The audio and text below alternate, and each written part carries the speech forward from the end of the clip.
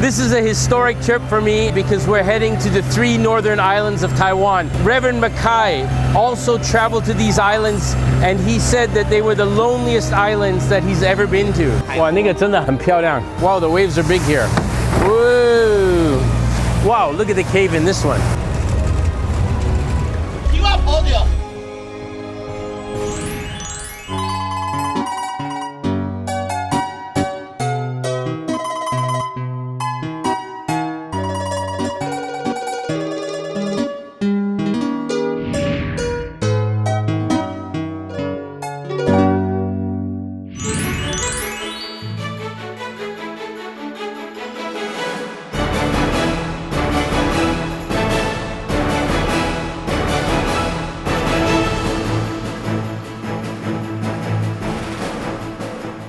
I'm very excited today because we're heading to the 3 northern islands of Taiwan, as I promised.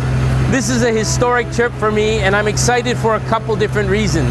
The first is that we're really heading out into the open Pacific further than we've ever gone before. And for that reason, we have a lot of people on board. We have my friend David who's going to teach us how to fish, but we've also brought 2 experienced captains who brought their boat out there just to make sure that everything goes well.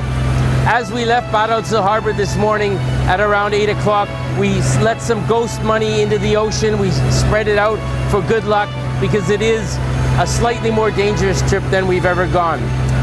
Let me give you an idea of where we're going. You can see the map here. This is Keelung Harbor, Badaozi Harbor, and we're going to go to these 3 islands. This is the largest one. It's called Pingjiayu. Then we have this one in the middle. It's called Huapingyu and Mianhuayu. The only island that is currently inhabited is this one here, which is Pengjiahu, and we're actually going to get off onto the dock if it's not too rough. We'll take a look when we get there. I hope we can get off. Reverend Mackay, the famous Canadian missionary who came to Taiwan in the late 1800s, also traveled to these islands, and he traveled 3 times to these islands because they were more inhabited during that time, and he said that they were the loneliest islands that he's ever been to. So bear with me now. We're heading out. The other captain is driving. This is going to be an exciting trip. I'm really psyched. This is a place that not many people get to go to.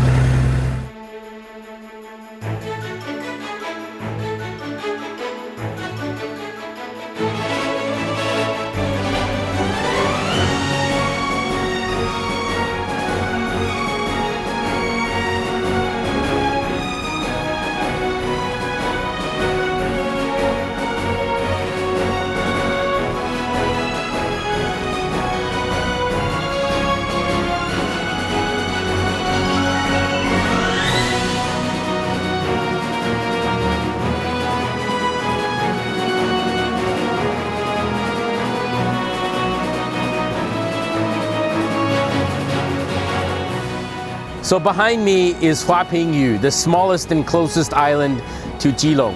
This island is a volcanic outcrop. It has never been inhabited, and that's for obvious reasons. It's very small, there's no water on it, it's very jagged. You really couldn't live here. I feel very blessed to have the opportunity to come here. And even though I don't think it looks like a flower pot, maybe more like a turtle, I don't know. But this is not an island you can come to easily. And so it's a special experience to be able to take a look at this beautiful island. As I came out here, I noticed in this area there was really a lot of fishing boats in the vicinity. This area, this northern island area, is a very rich fishing area in Taiwan. About 2/3 of the fish in Taiwan are caught in this northeastern part, so it is a very rich fishing ground. This is an area where you have a cold current and warm current coming together, and as a result of that, it is a very rich area for fishing. You'll notice as well the white stains on the rock, and that's bird poo. And the reason for that is that these islands are also a very rich sanctuary for bird in northern Taiwan. All 3 of these islands have a large bird populations that come and rest here and also breed here.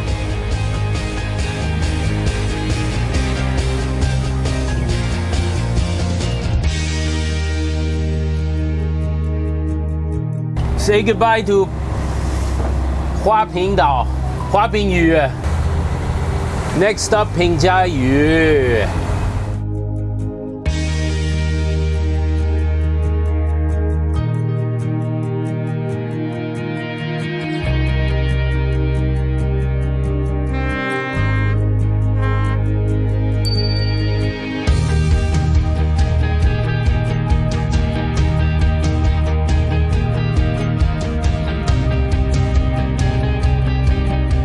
We're almost there. This is Pengjiayu, 56 kilometers off the coast of Keelung. This is the largest of the three islands, and it has a long history that I'm going to explain to you once we go ashore.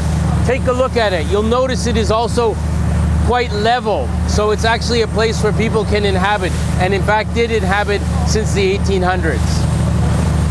The two noticeable features you'll see from here on top of the island is the historic lighthouse and the weather station. Both of those have a long history and play an important part in the environment here in northern Taiwan. So there are tours that take you to the island and you can go around it. But what we're going to do today, as I mentioned before, is go onto it. And that's something very few people have the opportunity to do. We had to make a special application to the government in Keelung to give us permission to go onto this island and take a look at it. 那边浪的道要高出来一点的。 And you can see immediately as we round the point, the waves get bigger here. So the island does provide some protection. It's a little choppy here. You can see at the top of this part, the higher up structure is a lot like Flower Pot Island. Whoa! It's got that brown ferrous rock coming out of it, and as well it looks volcanic, but the lower part definitely looks like a sedimentary rock. Wow, the waves are big here. Whoa!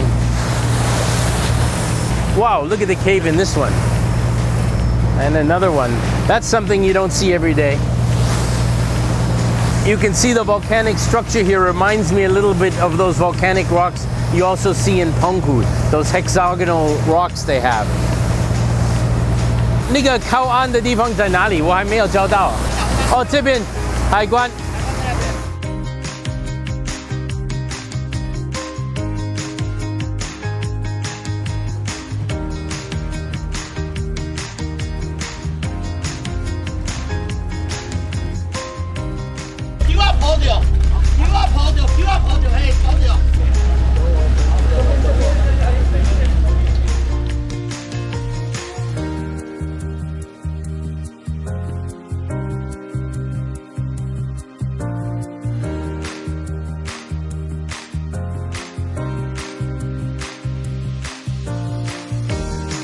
So we just arrived on the dock, and I've run across Mr. Wu, who's in charge of the weather station here. Wu 先生你好。你好。幸会幸会。你在这里已经多少年了？到今年9月份刚好满32年。32年。对。哇，那个码头一直都是这样子吗？没有，以前没有这么好，现在更这有修复。然后我来的时候是大概这样，那听说以前环境更差了。我还是有一点怕，我都出汗过来啊。如果浪大的话是没办法靠岸。浪的话，东南、西南、南风码头都不好靠岸。So my co-producer Peter is obsessed with this dock because it's in such bad condition. I actually think it's not great, but it's all right. We're going to go look at some more interesting stuff now. We're going to go up to the mountain to where the people used to live. Right now, you still have people living here. In other words, the Coast Guard, the weather station, and the lighthouse. Basically, 3 groups of people. Let's go up the mountain and take a look. 哇，很帅的车子。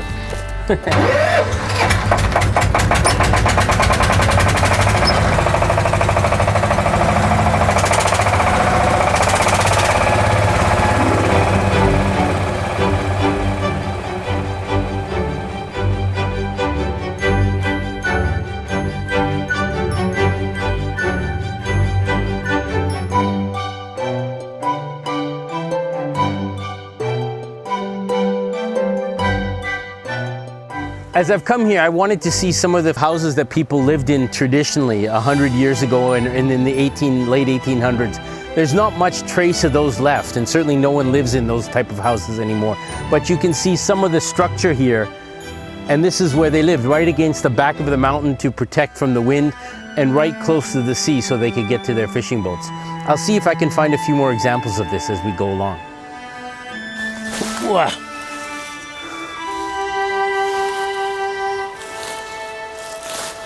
So you can see some of the formation still. These houses were built out of coral, the same way they are in Penghu. You can see the coral bricks that have been carved out here, and these were part of the house 100 years ago.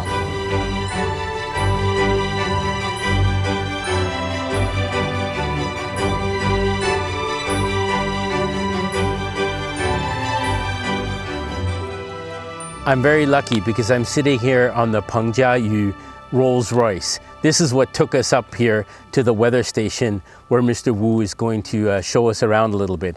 Isn't this a fancy car? If you have to walk up, you're going to be very tired. On my right here is the old weather station. It was actually built by the Japanese, and you can get a sense of the Japanese style if you look at the building. Over here, we have the new weather station, which is built by the Taiwanese government. And I want to show you something very, very cute. If you look at this here, it even has an address. On this island, it's number 6. And I think the weather station here performs a very vital role, particularly for fishermen, us aware of what the weather conditions are offshore as we head out to go fishing.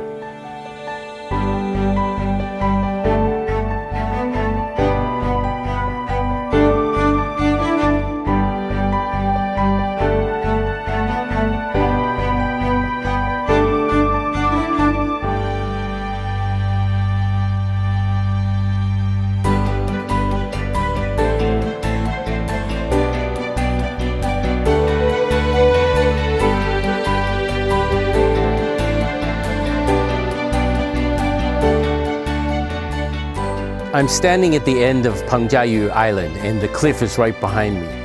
This is the end of our journey on this island, and I have to say it's been very memorable for me. I can just imagine when Dr. Mackay came here in the late 1800s, what kind of place this must have been. And you really get a sense of that here. Lonely, very lonely, but also very, very beautiful. We have one more island to go to, Cotton Island, and we're gonna head there right away, catch the boat, and make our way back towards Keelung as we end this wonderful trip with the 3 islands in northern Taiwan.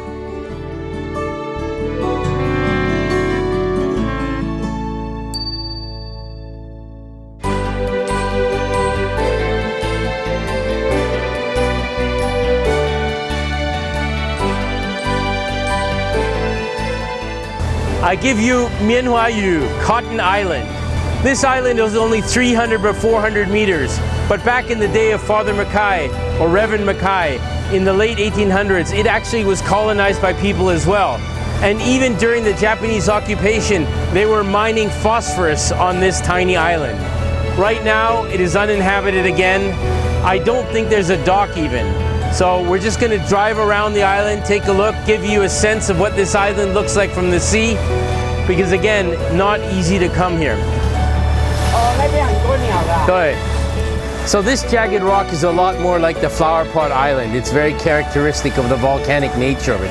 And it also has a lot of birds flying around it. So maybe that's the cotton that we've been looking for. Certainly has a lot of white bird poop on it, so I don't know if that counts as well.